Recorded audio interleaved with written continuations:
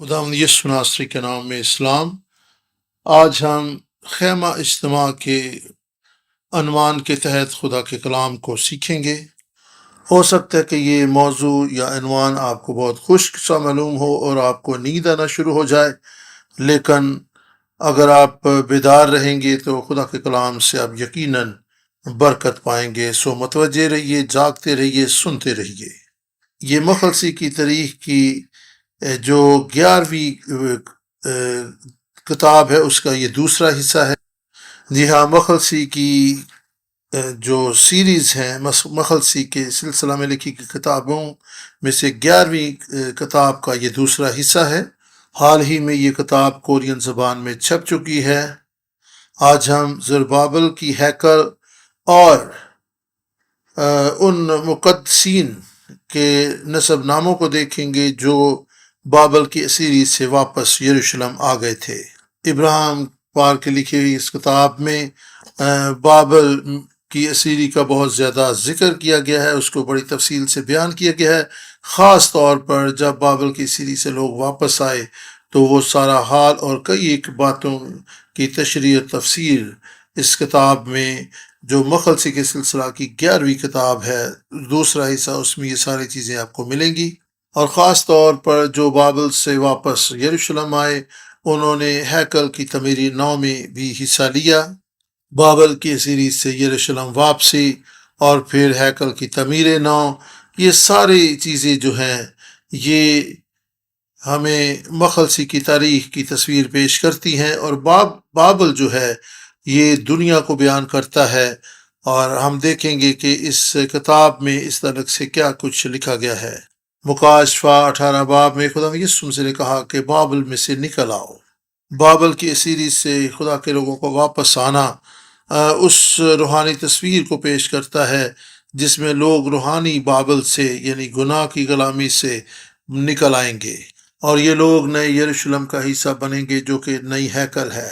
खुदा के लोग बनी इसराइल से वापस बाबल से वापस आए और फिर जो तकदीस शुदा लोग थे सिर्फ उन्होंने हैकल की तमीर में हिस्सा लिया। मेरी दुआ है कि मैं और आप भी उस तकदीस शुदा नसबनामा में शामिल हों जो नए यरूशलेम का हिस्सा हों, जो नई हैकल का हिस्सा बन सकें। ये उस हैकल की तामीर भी है जिसको रोया में हिजकिय्याह ने देखा था। लिहाजा खुदा की हैकल की तामीर पर जोर दिया गया है। जब हम हैकल की तामीर की बात करते हैं तो ये ईंटों या सीमेंट से बनी हुई हैकल नहीं है। इससे मुराद वो हैकल हो सकती है जो हम इस दुनिया में तामीर करते हैं, लेकिन यहाँ पर हम उस हैकल की बात करेंगे जो रूहानी हैकल है। हम इन बातों को समझ कर इनका इतलाक अपनी ज़िंदगी पर करेंगे कि किस तरीके से हमने अपनी ज़िंदगियों को बतौर हैकल तामीर करना है।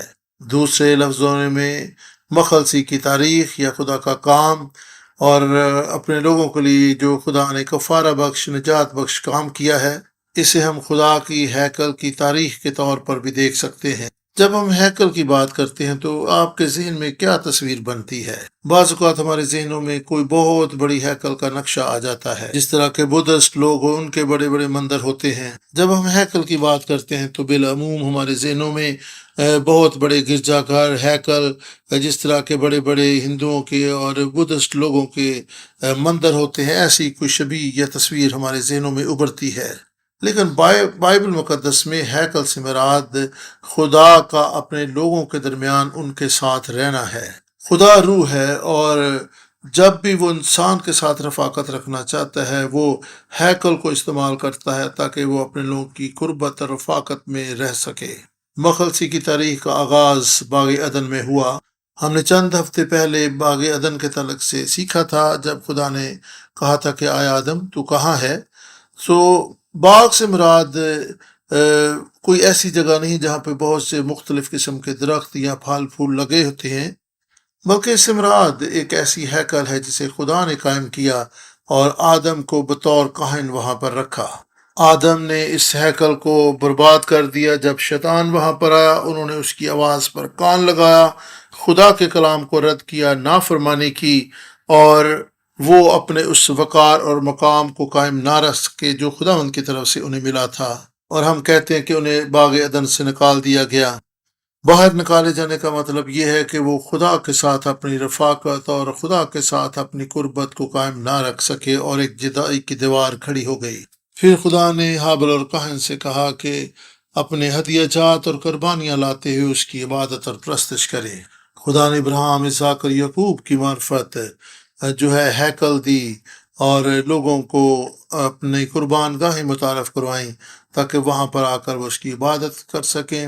اور جب ایک جگہ پر خدا کے بندہ یعقوب نے رویا دیکھی، ایک سیڑھی دیکھی، تو وہاں پر فرشتوں کو اترتے آتے جاتے دیکھا، اور اس نے کہا یہ خدا کے گھر کے سوا اور کچھ نہ ہوگا۔ خدا نے موسیٰ کی معرفت خیمہ اجتماع، اور پھر خدا کے بندہ داؤد اور سلیمان کی معرفت اپنے لوگوں کو ہیکل دی جہاں وہ اپنے لوگوں کے ساتھ رفاقت رکھ سکے۔ جب ہیکل 586 قبل مسیح میں برباد کر دی گئی، اور پھر لوگ بابل کی سیری سے واپس لوٹے اور انہوں نے اس کی تعمیر نو کی۔ ہیکل ایک وسیلہ ہے جس کی معرفت سے لوگ جو ہیں کفارہ کو حاصل کر سکتے ہیں، خدا کے ساتھ اپنا رشتہ بحال کر سکتے ہیں، خدا کی طرف رجوع لا سکتے ہیں۔ یہی ایک واحد طریقہ تھا جو خدا نے متعارف کروایا تھا کہ اس کے لوگ واپس اس کی طرف رجوع لا سکیں۔ کیا آپ خدا کی طرف رجوع لانے کے قابل ہیں؟ ہیکل کے وسیلہ سے خدا اپنے لوگوں کے ساتھ رفاقت رکھتا تھا۔ بس ہر وہ جگہ جہاں خدا موجود ہوتا ہے وہ ہیکل ہے۔ اگر آپ خدا کے ساتھ اپنے گھر میں رفاقت رکھتے ہیں تو آپ کا گھر ہی خدا کا مقدس اور اس کی ہیکل ہے۔ ہیکل خدا کے لوگوں کے لیے ایک جسمانی وسیلہ بھی بن گئی۔ جب خدا کے لوگ اس کی کلام کی تابعداری کر رہے تھے تو خدا نے انہیں خیمہ اجتماع دیا۔ جب لوگ اس کی حضوری میں بڑھتے چلے جا رہے تھے، ترقی کر رہے تھے، تو پھر خدا نے اپنے لوگوں کے وسیلہ سے، داؤد اور سلیمان کے وسیلہ سے انہیں ایک ہیکل دی تاکہ وہ ان کے ساتھ رفاقت رکھ سکے، تاکہ وہ اپنے لوگوں کے درمیان ان کے ساتھ سکونت کر سکے۔ جب وہ خدا سے منحرف ہوئے، نافرمانی کی، تو پھر خدا کی حضوری ان کے درمیان سے اٹھ گئی اور ہیکل تباہ و برباد کر دی گئی۔ ہیکل ایک ایسا وسیلہ بن گئی جو خدا کے لوگوں کو اس کی حضوری اور اس کی قربت میں لاتی تھی۔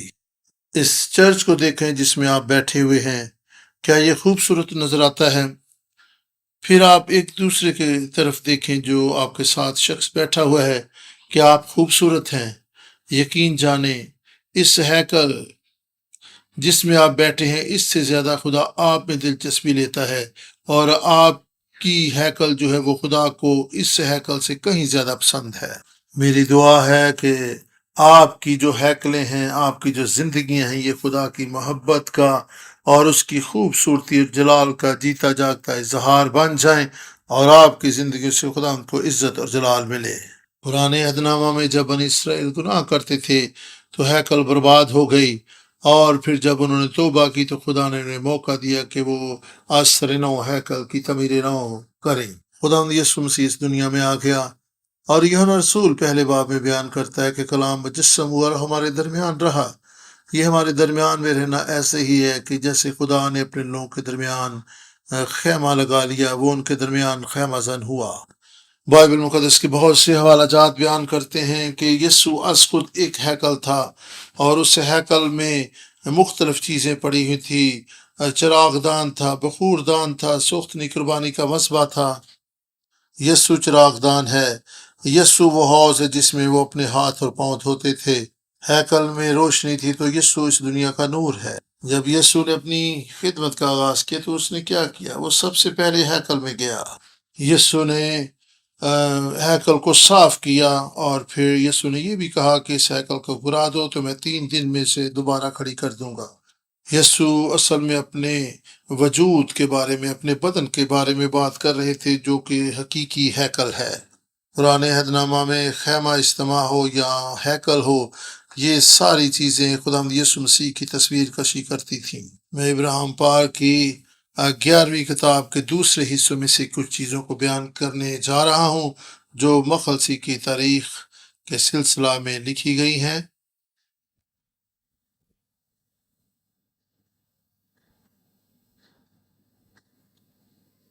آپ اس کتاب کو جب یہ اردو زبان میں دستیاب ہو تو اس کو ضرور پڑھیں، تاکہ آپ کئی ایک چیزوں کو مزید گہرے طور پر سمجھ سکیں، کئی ایک چیزوں کو آپ گہرے طور پر پرکھ سکیں، اور یہ آپ کے فہم و فراست میں باعث برکت ہوگا۔ ابراہیم پاک کی یہ پہلی کتاب جو ہے یہ ہیکل اور خیمہ اجتماع کے کا تعارف بیان کرتی ہے، اور کئی ایک چیزوں کو مفصل طور پر بیان کرتی ہے۔ اس میں باغ عدن اور پھر سلیمان کی ہیکل، زربابل کی ہیکل، خیمہ اجتماع، یہ ساری چیزیں یہاں پر بڑی تفصیل کے ساتھ بیان کی گئی ہیں۔ ہم حزقیل کی ہیکل یا پھر سلیمان کی ہیکل کے موضوع پر کلام سنیں گے۔ جب ہم زربابل کی ہیکل کا بیان کریں گے تو وہاں پر ہم بہت سی چیزوں کو تفصیل سے دیکھ سکیں گے، نسب ناموں پر ہم غور کریں گے، اور اس ہیکل کی سٹرکچر پر بھی ہم بات کریں گے۔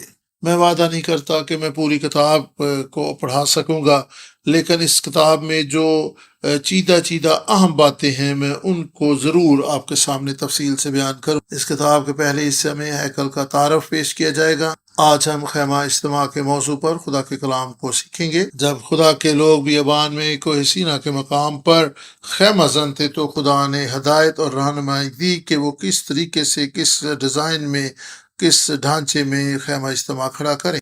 چھٹی بار جب خدا کا بندہ موسیٰ کوہ سینا کے پہاڑ پر گیا تو خدا نے اس کو پتھر کی 2 لوہیں دی جن پر 10 احکام لکھے تھے، اور اس کے ساتھ ہی اس نے اسے ہدایات دی کہ اس نے خیمہ اجتماع کو کس طور سے کھڑا کرنا ہے۔ اس کا سارا ڈھانچہ اور نقشہ خدا نے موسیٰ کو تفصیلاً بتایا۔ خروج 24 باب 12 آیت، خروج 31 باب تک، اور پھر اس کی 8ویں آیت تک یا 18ویں آیت تک آپ اس ہیکل کی تفصیلات دیکھ سکتے ہیں، اس خیمہ اجتماع کی جو خدا نے موسیٰ کو بنانے کے لیے کہا تھا۔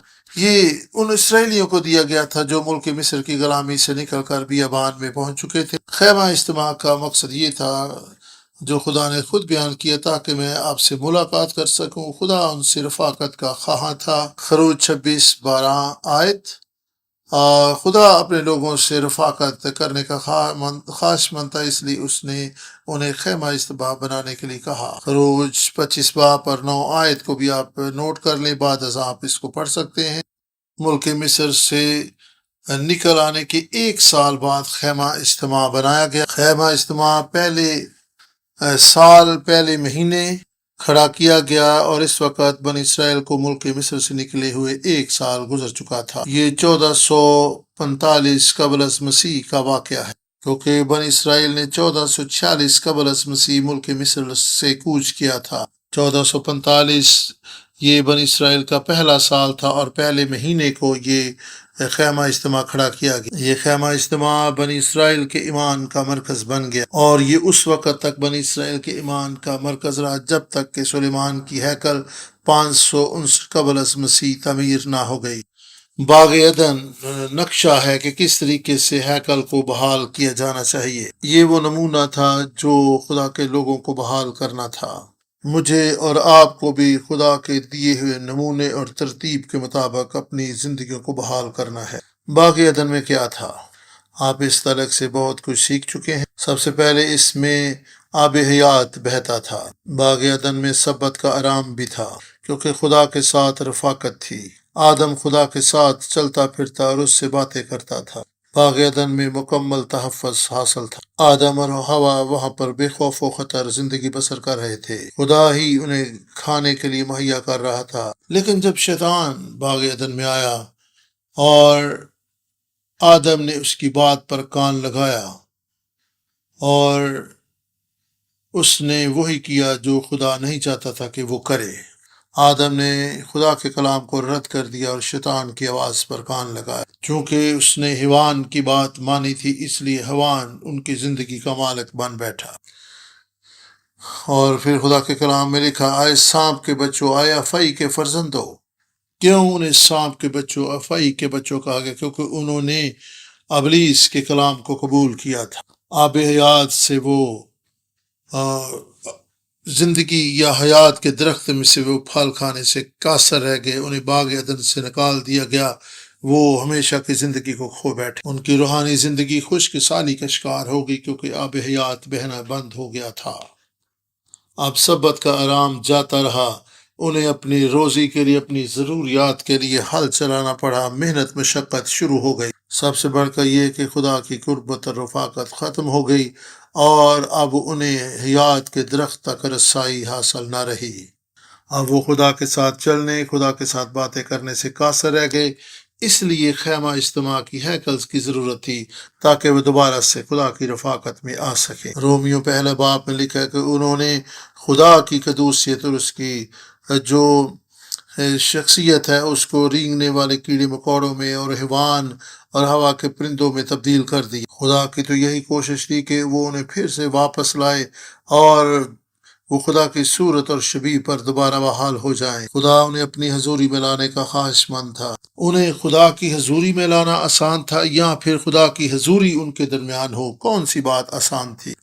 وہ بیابان میں آوارہ پھر رہے تھے، بے منزل اور بے ٹھکانہ بھٹک رہے تھے، اور بیابان جو ہے باغ عدن کا متضاد ہے۔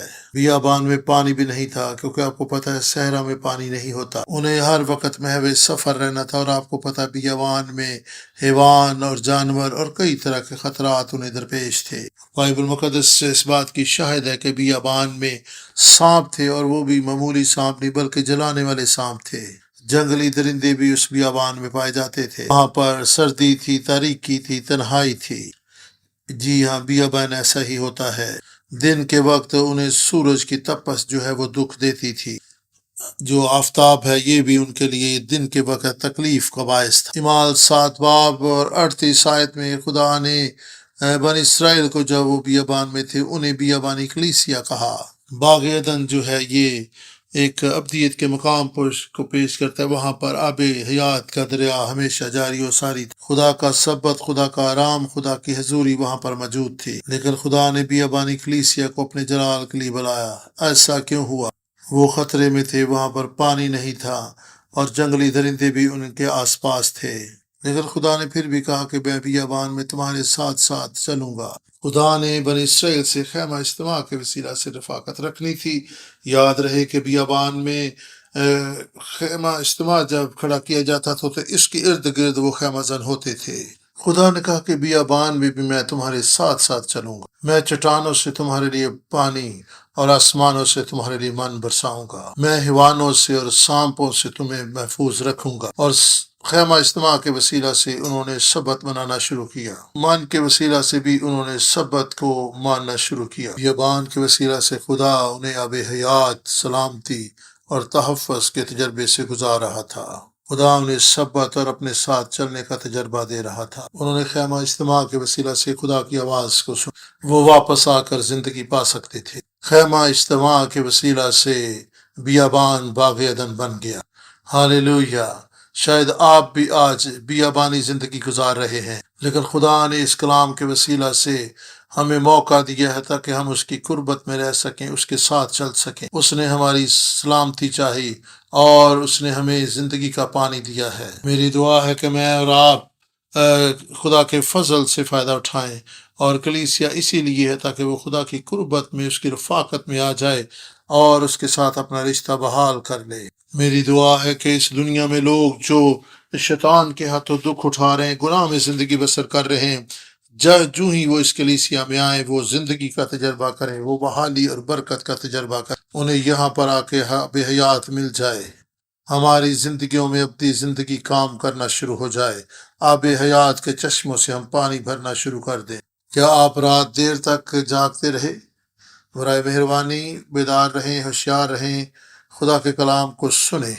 ہر ایک ہیکل جو ہے اس میں 4 چیزیں بڑی اہم ہیں۔ سب سے پہلے جگہ، خاص جگہ کا چناؤ، اور پھر دوسرے نمبر پر پھر اس ہیکل میں خدا کی حضوری۔ خدا کی حضوری کی کیا نشانی ہوتی ہے؟ پھر تیسرے نمبر پر کاہن جو ہیکل میں خدمت سر انجام دیتے ہیں، اور پھر چوتھے نمبر پر ہدیہ جات۔ آپ کس قسم کے ہدیہ جات اور قربانیاں خدا کے حضور گزران رہے ہیں؟ بائبل مقدس کس طریقے سے خدا کے اس خیمہ اجتماع کو ایک چنی ہوئی اور برگزیدہ جگہ کے طور پر بیان کرتی؟ خیمہ اجتماع خدا کی پرستش اور عبادت کا مقام تھا۔ بنی اسرائیل ہمیشہ جگہ بجگہ خیمے لگاتے تھے۔ گنتی 7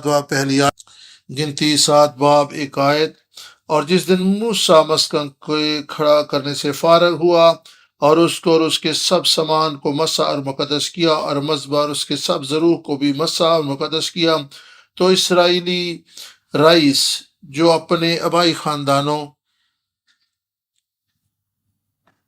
مقدس کرنا کے لیے عبرانی لفظ قداش ہے، اور اس کا مطلب ہے الگ کرنا، مخصوص کرنا، خدا کے حضور پیش کرنا اور خدا کے لیے پاک ہونا۔ اس کا واضح مطلب یہ تھا کہ خدا نے اس جگہ کا چناؤ کیا تھا، خدا نے اس جگہ کو الگ اور مخصوص کر لیا تاکہ وہ عام استعمال کے لیے نہ ہو، یہ صرف اور صرف خدا کے مقصد کے لیے استعمال کی، اس لیے وہ جگہ پاک تھی۔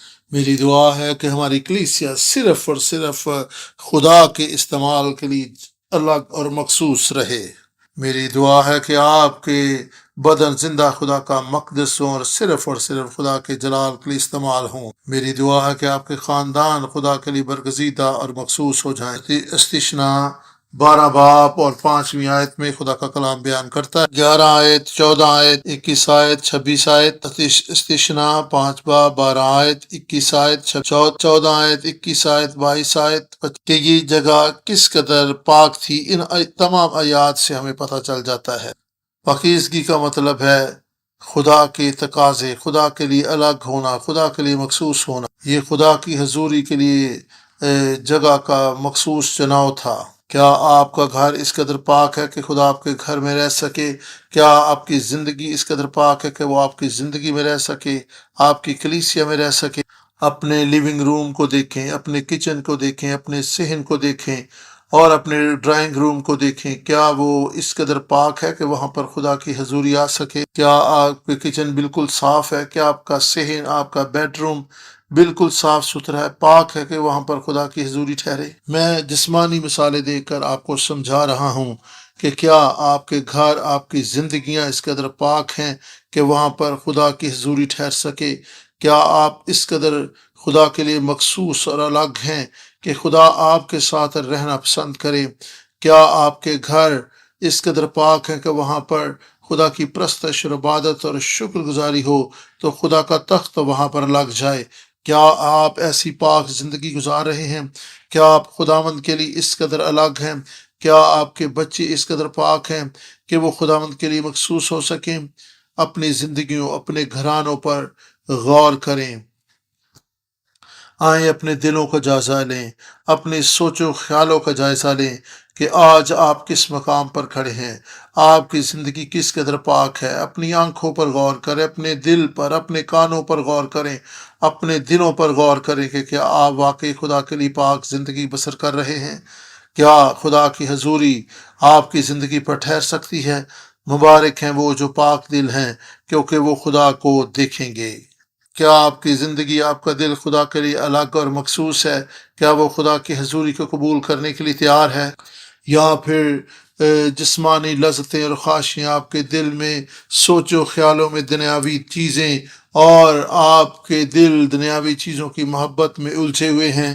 یا پھر یہ سوچ رہتے ہیں کہ فلاں چھٹی کے دن میں نے کس ریسٹورنٹ میں جانا ہے، اس مہینے میں نے کتنا روپیہ پیسہ کمانا ہے، اس مہینے میں نے کیا کرنا ہے، اگلے مہینے میں نے کہاں جانا ہے؟ کیا آپ کے دل اس طرح کی باتوں میں الجھے ہوئے ہیں یا پھر خدا کے لیے الگ اور مخصوص ہیں؟ یشوع 9 باب 27 آیت خدا کے کلام میں لکھا، اور یشوع نے اس دن ان کو جماعت کے لیے اور اس مقام پر جسے خداوند خود چنے اس کے مذبح کے لیے لکڑہر اور پانی بھرنے والے مقرر کیا، جیسا کہ آج کے دن تک ہے۔ آئیں خدا کی حضوری پر غور کریں۔ کیا خدا کی حضوری واقعی خیمہ اجتماع میں تھی؟ اپنے آپ سے پوچھیں، کیا خدا کی حضوری میری زندگی میں موجود ہے؟ کیا خدا کی حضوری اس کلیسیا میں موجود ہے؟ کیا اس قوم میں، کیا اس ملک میں جہاں پر آپ رہتے ہیں خدا کی حضوری ٹھہری ہوئی ہے؟ کیا آپ کے گھروں میں، خاندانوں میں، شخصی زندگیوں میں خدا کی حضوری موجود ہے؟ خیمہ گاہ خدا کی سکونت گاہ تھا۔ خیمہ اجتماع میں 2 طرح سے خدا کی حضوری ظاہر ہوتی تھی۔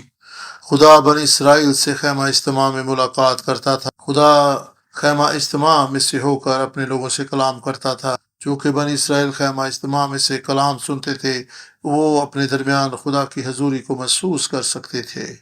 میری دعا ہے کہ ہماری کلیسیاں ایسا مقام بن جائیں کہ جب ہم یہاں پر آئیں تو واقعی خدا کی آواز کو سن سکیں۔ میری دعا ہے کہ اس کلیسیا میں ابلیس کی باتیں نہ ہو، دنیا داری کی باتیں نہ ہوں، بلکہ صرف اور صرف خدا کا زندہ کلام ہو۔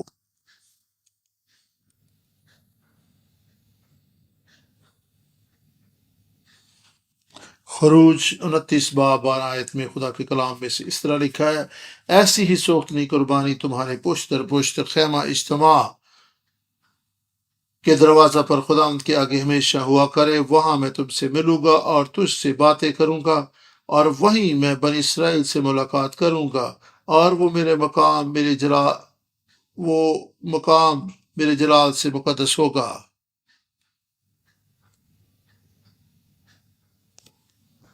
خدا کہہ رہا ہے کہ میں وہاں پر تم سے ملاقات کروں گا۔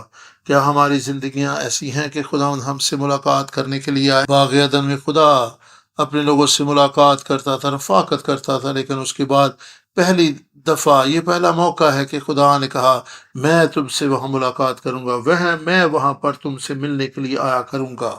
آپ کس مقصد کے تحت کس طرح سے کلیسیا میں یہاں پر آج آئے ہیں؟ کیا آپ کے دل خوشی سے بھرے ہوئے تھے جب آپ آئے کہ میں آج خدا سے ملاقات کروں گا، میں آج خدا کی آواز سنوں گا، میں آج اس سے باتیں کروں گا؟ یا پھر جب اتوار کا دن آتا ہے یا دعا یا میٹنگ کا وقت آتا ہے یا بائبل سٹڈی پر جانے کا ٹائم آتا ہے تو آپ کہتے او ہو آج پھر جانا پڑے گا؟ خدا چاہتا ہے کہ آپ واپس اس کی حضوری میں آئیں، اس کی آواز سنیں، زندگی پائیں، برکت پائیں، بحالی پائیں۔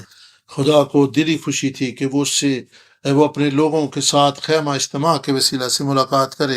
خروج 25 باب 22 آیت میں خدا کا کلام بیان کرتا ہے، وہاں میں تجھ سے ملا کروں گا، اور اس سرپوش کے اوپر سے کروپیوں کے بیچ میں سے جو عہد کے صندوق کے اوپر ہوں گے ان سب احکام کے بارے جو میں نے بنی اسرائیل کے لیے تجھے دوں گا، تجھ سے بات چیت کیا کروں گا۔ دیکھیں خدا آپ سے بات چیت کرنا چاہتا ہے، خدا آپ سے باتیں کرنا چاہتا ہے۔ یہ خدا کے ساتھ محبت بھرے لمحے گزارنے کے یہاں پر بات ہو رہی ہے۔ جب دو لوگوں کے درمیان محبت ہوتی ہے تو پھر ہی ان کے درمیان آپس میں بات چیت ہوتی ہے۔ میری دعا ہے کہ جب آپ کلیسیا میں آئیں، اتوار کو آئیں، بائبل سٹڈی میں آئیں یا پھر دعا یا میٹنگ میں آئیں تو آپ پرجوش ہو کر آئیں، شکر گزاری اور خوشی سے ممور ہو کر آئیں، اور یہ جانتے ہوئے اس ایمان کے ساتھ کہ آپ خدا سے ملاقات کرنے کے لیے جا رہے ہیں۔ اپنے دلوں کو، زندگیوں کو خدا کے لیے پاک کریں، اس سے ملاقات کے لیے تیاری کریں۔ ایک چیز جو یروشلم کی ہیکل کی بربادی کا باعث بنی، جب خدا یسوع مسیح ہیکل میں آیا تو وہاں پر رسمی طور پر سب کچھ ہو رہا تھا، وہ ترتیب نہیں تھی جو خدا چاہتا تھا۔ آج بھی کلیسیوں میں محض پروگرام اور ہفتہ وار ترتیب کے ساتھ سب کچھ ہوتا رہتا ہے، خدا کی حضوری وہاں پر موجود نہیں، خدا کی ترتیب اور خدا کی بات چیت اور اس کا کلام وہاں پر بالکل بھی موجود نہیں ہوتا۔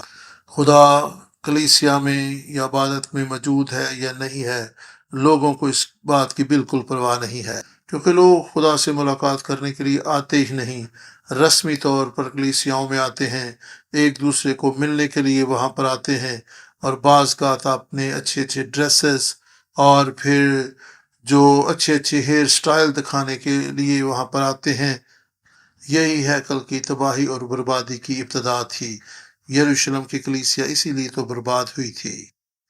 جب ہماری زندگیوں میں خدا کی عبادت، پرستش اور ستائش روایتی بن جاتی ہے تو یہ ہماری زندگیوں کی تباہی اور بربادی کا آغاز ہوتا ہے۔ جب خدا کا جلال اس ہیکل میں بھر جاتا تھا، ہیکل جلال سے معمور ہو جاتی تھی، تو یوں بھی خدا اپنی حضوری کو اپنے لوگوں کے درمیان ظاہر کرتا تھا۔ خروج 40 باب اور 34ویں اور 35ویں آیت، تب خیمہ اجتماع پر ابر چھا گیا اور مسکن خداوند کے جلال سے معمور ہو گیا، اور موسیٰ خیمہ اجتماع میں داخل نہ ہو سکا کیونکہ وہ ابر اس پر ٹھہرا ہوا تھا اور مسکن خداوند کے جلال سے معمور تھا۔ آمین۔ میری دعا ہے کہ خدا کی حضوری اور معموری آپ کی زندگیوں کو معمور کرے۔ میری دعا ہے کہ جب آپ کسی عزیز و اقارب کے گھر جائیں، رشتہ داروں کے ہاں جائیں، دوست احباب کے ہاں جائیں، اگرچہ وہ خدا یسوع مسیح پر ایمان نہیں لاتے تو بھی آپ وہاں پر جائیں تو خدا کا جلال، خدا کا نور وہاں پر چمکنا شروع ہو جائے۔ آپ جہاں کہیں جائیں خدا کا جلال آپ کے ساتھ ساتھ جائے۔ آپ جہاں بھی جائیں بیماریاں بھاگنا شروع ہو جائیں، بدروح گرفتہ آزاد ہونا شروع ہو جائیں۔ آپ جہاں کہیں جائیں لوگ خدا کی حضوری کو محسوس کرنا شروع کر دیں۔ اگر ہم خدا کی ہیکل بنیں گے تو پھر ہی خدا ہمارے وسیلہ سے کلام کرے گا۔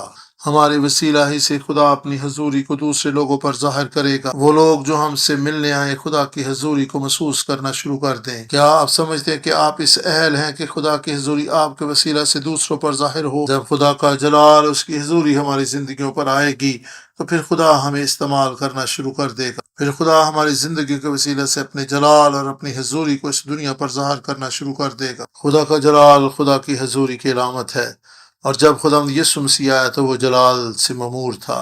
یوحنا کی انجیل پہلا باب اور پہلی آیت میں خدا کا کلام اس طرح سے بیان کرتا ہے۔ یوحنا پہلا باب 14 آیت میں خدا کے کلام میں اس طرح سے ہم پڑھتے ہیں، اور کلام مجسم ہوا اور فضل اور سچائی سے ممور ہو کر ہمارے درمیان رہا، اور ہم نے اس کا ایسا جلال دیکھا جیسا باپ کے اکلوتے کا جلال۔ جب خیمہ اجتماع کھڑا کر دیا گیا تو خدا نے کاہنوں کو مقرر کیا، اور اس کے ساتھ لاویوں کو بھی مقرر کیا گیا تاکہ وہ کاہنوں کے ساتھ خدمت میں معاونت کر سکیں۔ یہ کاہنوں اور لاویوں کے لیے بڑا شرف و استحقاق تھا۔ جس طرح خدا نے باغ عدن کو بنایا اور وہاں پر آدم کو رکھا، اب یہاں پہ خدا نے خیمہ اجتماع موسیٰ کی معرفت کھڑا کیا اور وہاں پر کاہنوں اور لاویوں کو خدمت کے لیے مقرر کیا۔ یہ بڑے شرف و استحقاق کی بات تھی۔ خدا نے خیمہ اجتماع میں کاہنوں اور لاویوں کو مقرر کیا، اور آج اس کلیسیا میں خدا نے مجھے اور آپ کو مقرر کیا ہے تاکہ ہم اس کے حضور قربانیاں گزران سکیں، خدمت گزاری کا کام کر سکیں۔ خروج 28 باب اور اس کی پہلی آیت میں خدا کے کلام میں اس طرح سے ہم پڑھتے ہیں۔ خروج 28 باب پہلی آیت خدا کا کلام بیان کرتا ہے، اور تو بنی اسرائیل میں سے ہارون کو جو تیرا بھائی ہے اور اس کے ساتھ اور اس کے بیٹوں کو اپنے نزدیک کر لینا، تاکہ ہارون اور اس کے بیٹے ندب اور ابیہو الیعزر اتمر کہانت کے عہدہ پر ہو کر میری خدمت کریں۔ خدا نے صرف ہارون اور اس کی نسل کو کہانت کی ذمہ داری دی۔ استثناء 33 باب اور اس کی 10 آیت کو خدا کے کلام میں سے ہم پڑھیں گے۔ استثناء 33 باب اور 10 آیت میں خدا کا کلام اس طرح سے بیان کرتا ہے۔ خدا کے کلام میں ہم پڑھتے ہیں 33 باب کی 10 آیت میں لکھا ہے، اور وہ یعقوب کو تیرے احکام اور اسرائیل کو تیری شریعت سکھائیں گے، وہ تیرے آگے بخور اور تیرے مذبح پر پوری سوختنی قربانی رکھیں گے۔ ان کی ذمہ داری یہ تھی کہ وہ شریعت کے آئین و احکام کی تفسیر و تشریح کر کے لوگوں کے سامنے رکھیں۔ انہیں آئین و شریعت لوگوں کے سامنے رکھنی تھی، سکھانی تھی، تاکہ انہیں اچھے اور برے میں امتیاز حاصل ہو سکے۔ سوختنی قربانی اور بخور جلانا یہ خدا کی حضوری میں عبادت کا حصہ تھا، اور میں سمجھتا ہوں کہ آج خدا نے اپنی حضوری میں عبادت اور پرستش کے لیے ہم میں سے ہر ایک کو ایک حصہ عطا کیا ہے۔ ہمیں ہر صورتحال میں خدا کے کام کو، اس خدمت کو آگے بڑھانا ہے۔ کلیسیا انتظامیہ، کوائر، ڈیکنز، ایلڈرز کسی بھی طرح کے ذہنی دباؤ میں آ کر خدمت سے پیچھے نہ ہٹے۔ ہر صورت میں عبادات کا، دعاؤں کا سلسلہ جاری رہے۔ کرونا کے دنوں میں بہت سے لوگ گھروں میں بند ہو کر رہ گئے، یہ اچھی بات ہے، لیکن وہ اس لیے تھے گھروں میں تھے تاکہ دوسروں کو اس بیماری کا خدشہ یا خطرہ نہ ہو، لیکن اور بھی اچھی بات یہ ہے کہ آپ اپنے لوگوں کو تاریکی اور گناہ اور شیطان کے قبضے سے محفوظ رکھیں، روحانی طور پر ہوشیار اور بیدار رہیں، تاکہ کلیسیا میں آپ کی شخصی زندگی اور خاندانوں میں کسی بھی طور سے تاریکی جو ہے وہ گھسنے نہ پائے۔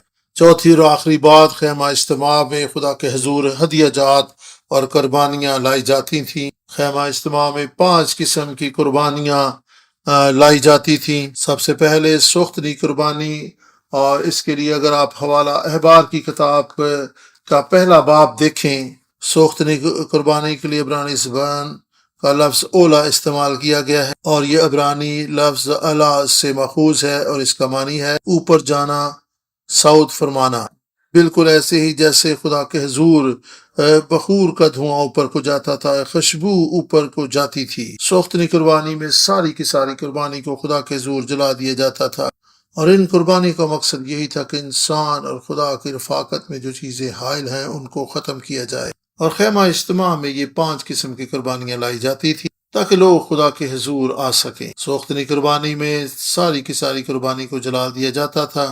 ہم نے بھی ایسی سوختنی قربانی بننا ہے جس میں ہماری خودی، ہماری انا، ہمارا تکبر، پرانی جبلت اور فطرت سب کچھ بھسم ہو جائے۔ ہم نے بھی اپنے آپ کو پورے طور پر خدا کے لیے پاک اور مخصوص کرنا ہے۔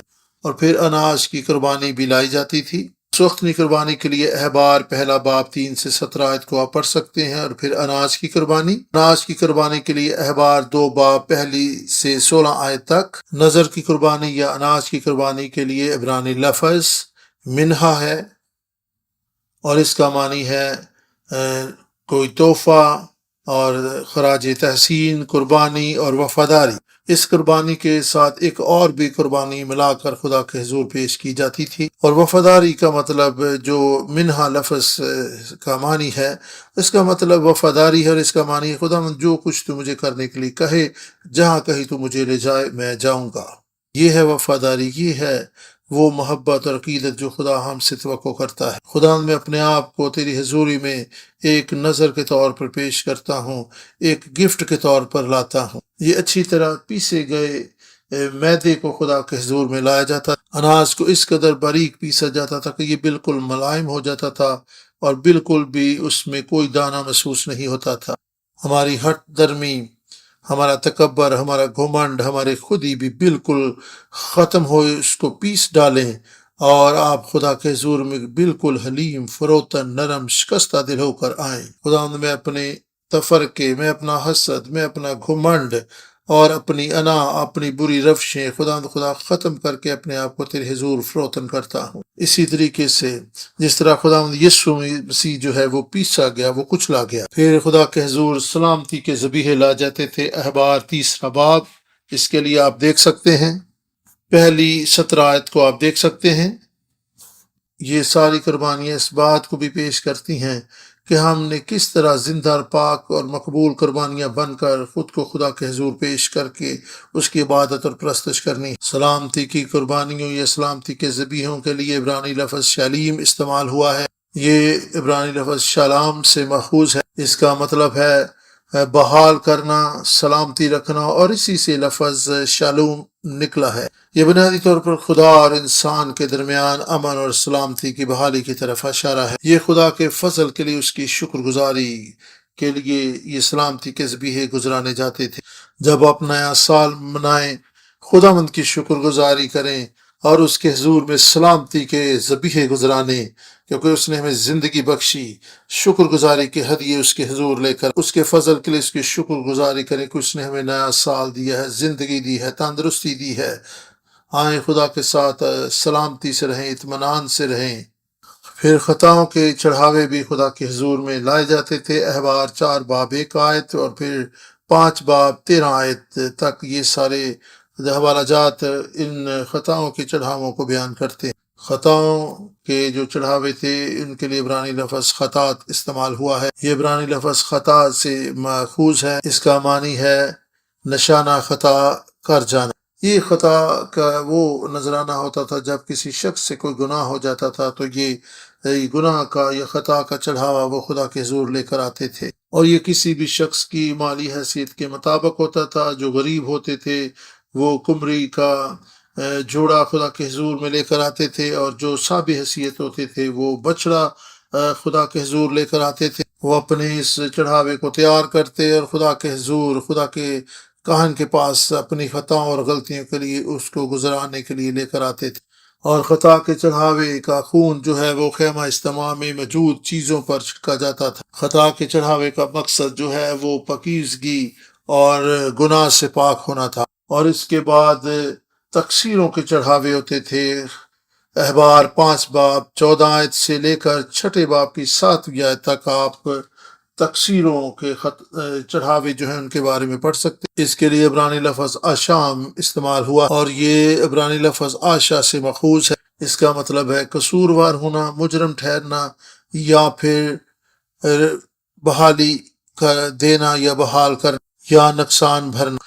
تقصیروں کے یہ چڑھاوے اس وقت گزرانے جاتے تھے جب کوئی شخص جو ہے پاک چیزوں کے تعلق سے قصوروار ہو جاتا تھا۔ مثال کے طور پر اگر وہ خیمہ اجتماع میں اچانک سے آ جائیں اور کسی چیز کو وہاں پر توڑ ڈالیں جب کلیسیا میں ہم سے کوئی چیز ٹوٹ جاتی تو ہم کیا کرتے ہیں؟ تقصیروں کے چڑھاوے میں مثال کے طور پر جب وہ ہیکل میں کسی چیز کو توڑ دیتے تھے تو اس کی جگہ پر وہ نئی چیز کو لا کر پیش کرتے تھے۔ پھر وہ ایک مینڈا بھی خدا کے حضور میں اپنی اس خطا یا تقصیر کی معافی کے لیے لے کر آتے تھے۔ اس کے ساتھ ہی جو چیز انہوں نے توڑی ہوتی تھی اس کی اصل قیمت کے ساتھ 5 گنا اور ملا کر خدا کے حضور پیش کرتے تھے۔ اگر انہوں نے کسی چیز کو ناپاک کر دیا ہوتا تھا اس کے لیے بھی وہ 5 گنا ادا کرتے تھے۔ یہ تھی تقصیر کا قربانی یا چڑھاوا۔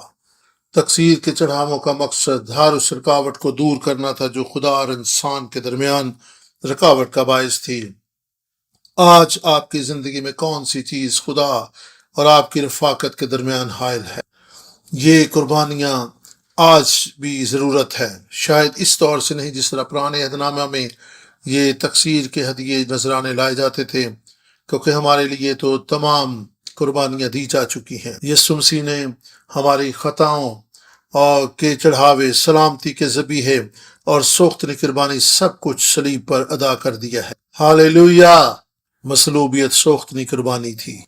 یسوع ہمارے لیے گناہ کی قربانی بن گیا اور اس کا خون جو ہے مذبح پر چھڑکا گیا، اور اس کے خون کے چھڑکے جانے کے سبب سے ہم پاک ہوئے ہیں۔ یسوع کو کچلا گیا، اسے پیس ڈالا گیا، جس طرح اناج جو ہے خدا کے حضور میں پیس کر میدا کی صورت میں لاتے تھے، یسوع کو اس طرح سے پیس ڈالا گیا تاکہ انسان اور خدا کی صلح ہو سکے۔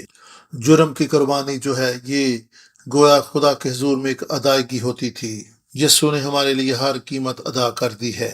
یہی وجہ ہے کہ ہم خداوند یسوع مسیح ناصری کے نام سے خدا باپ کی حضوری میں آتے ہیں، کیونکہ ہماری کوئی لیاقت، راست بازی اور خوبی نہیں ہے، صرف یسوع کا خون، اس کی سوختنی قربانی، اس کا اناج کا نذرانہ، سلامتی کے ذبیحے جو اس نے ہمارے لیے گزرانے ہیں، وہ خدا کے حضور ہمیں مقبول ٹھہراتے ہیں۔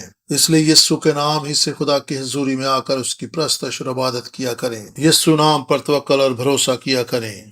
یسوع نام سے خدا باپ سے ملاقات کے لیے آیا کریں۔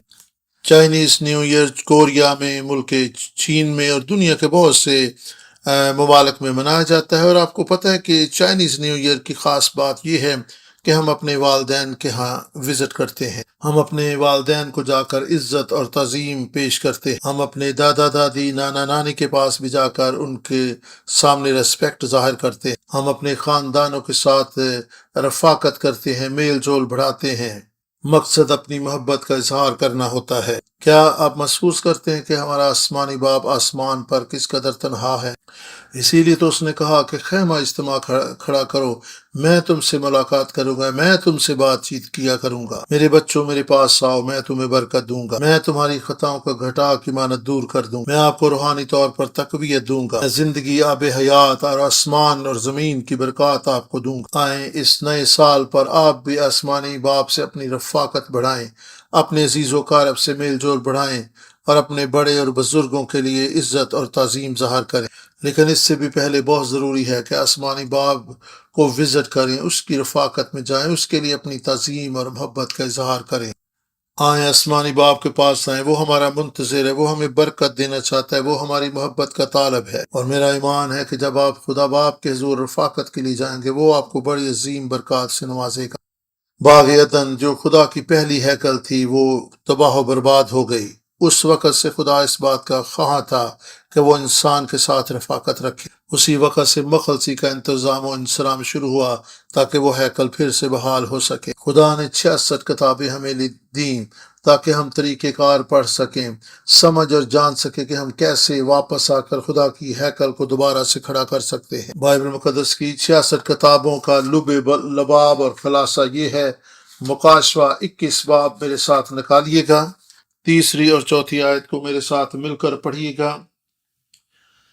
پھر میں نے تخت میں سے کسی کو بلند آواز سے یہ کہتے سنا کہ دیکھ، خدا کا خیمہ آدمیوں کے درمیان ہے اور وہ ان کے ساتھ سکونت کرے گا، اور وہ اس کے لوگ ہوں گے، اور خدا آپ ان کے ساتھ رہے گا اور ان کا خدا ہوگا، اور ان کی آنکھوں کے سب آنسو پوچھ دے گا۔ اس کے بعد نہ موت رہے گی اور نہ ماتم رہے گا، نہ آہ و نالہ، نہ درد، پہلی چیزیں جاتی رہیں۔ آج کے کلام کا حاصل کلام یہی ہے کہ خدا کا خیمہ آدمیوں کے درمیان بحال ہونے جا رہا ہے، بلکہ اس زمین پر بحال ہو چکا ہے، جسمانی خیمہ نہیں بلکہ نیا یروشلم جو خدا کے ہاں سے اترنے والا، بالکل ایسے ہی جس طرح دلہن اپنے شوہر کے لیے تیاری کرتی ہے۔ خدا کا خیمہ آدمیوں کے درمیان بحال ہو چکا ہے، اور اس خیمے کی کیا خصوصیات؟ خدا ہمیشہ ہمارے ساتھ رہے گا، ہماری آنکھوں کے آنسو پوچھ ڈالے گا، اور وہ ہمارا خدا ہوگا اور ہم اس کے لوگ ہوں گے۔ نہ موت ہوگی، نہ رنج و الم، نہ آنسو ہوں گے، نہ دکھ ہوگا، نہ درد ہوگا۔ آئیں آج ان برکات کا زندگی میں تجربہ کرنا شروع کریں۔ یہ نہیں کہ آپ انتظار کریں کہ کب آپ اس دنیا سے جائیں گے اور آسمان پر ان برکات کو لیں گے۔ آج ہی ان برکات کو اپنی زندگی میں لینا شروع کر دیں۔ ایمان رکھیں کہ آج آپ اسی وقت خیمہ میں خدا کی حضوری میں آ سکتے ہیں۔ اپنی سوچوں کو، رویوں کو بدلیں کہ یہ 10 سال 20 سال بعد نہیں جب خدا یسوع مسیح آئے گا، بلکہ آج اسی وقت اس دنیا میں آپ اس کی حضوری میں آ سکتے ہیں، اس کے خیمہ میں آ سکتے ہیں، اور اس کی عظیم برکات کو، زندگی کا تجربہ بھی آپ کر سکتے ہیں۔ آئیں خدا باپ کے ہاں وزٹ کے لیے چلیں۔ آئیں ہم خدا کے حضور میں دعا کریں۔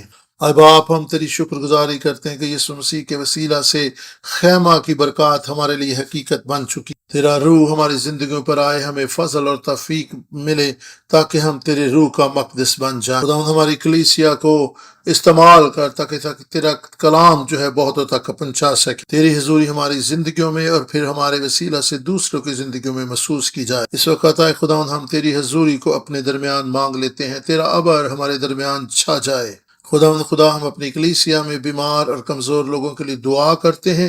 شفا بخش، ہاتھ کو بڑا تسلی دے، اٹھا کھڑا کر، زور بخش دے تاکہ تیرے لوگ شکر گزاری کریں۔ خدا اگر کوئی مالی مشکلات سے گزر رہا ہے تو میری دعا ہے کہ خدا تو ان کی ہر ایک ضرورت کو پورا کر۔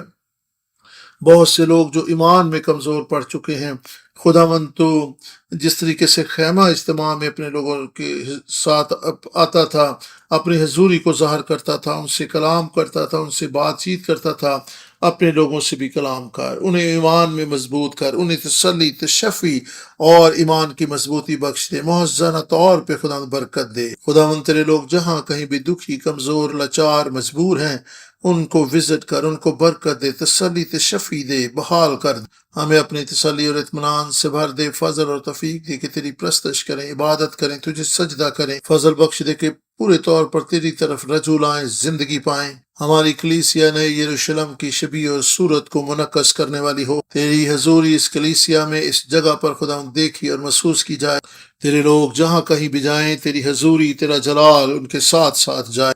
ہم سب باتوں کے لیے تیرا شکر کرتے ہیں، سب باتوں کے لیے تجھے جلال دیتے ہیں، اور خدا تیرے فضل اور تیری ہر طرح کی برکت بخشش کے لیے شکر گزاری کرتے ہوئے یسوع ناصری کے پاک مقدس جلالی نام سے یہ دعا مانگتے اور پاتے ہیں، آمین۔